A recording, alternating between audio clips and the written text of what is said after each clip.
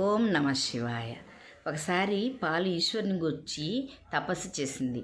ఈశ్వరుడు ప్రత్యక్షమై, ఏమి నీ సమస్య అన్నాడు. అప్పుడు పాలు, ఈశ్వర, నేను ఆవు నుంచి బర్రె నుంచి వచ్చినప్పుడు పరిశుభ్రంగా ఉంటాను.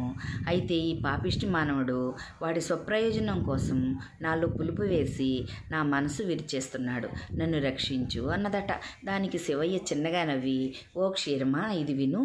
నీవు పాలుగా అయితే ఒక్కరోజు బతుకుతావు, పాలకు పెరుగు తోడు వేస్తే 2 రోజులు బతుకుతావు, పెరుగుని చిలికి చల్ల చేస్తే పుల్లగా ఇంకో 2 రోజులు బతుకుతావు. అదే చల్లలోంచి వచ్చిన వెన్న అయితే వారం రోజులు బతుకుతావు. ఆ వెన్నను బాగా కాచి దాంట్లో 2 తమలపాకులు వేసి నెయ్యి చేస్తే మంచి గుమగుమలాడే నెలల తరబడి నెయ్యి తయారవుతుంది. అలా బతుకుతావు. ఆ నెయ్యితో నీ దీపం పెడితే నాకు అర్పణ అవుతావు. ఇప్పుడు చెప్పు, పాలలాగా ఉండి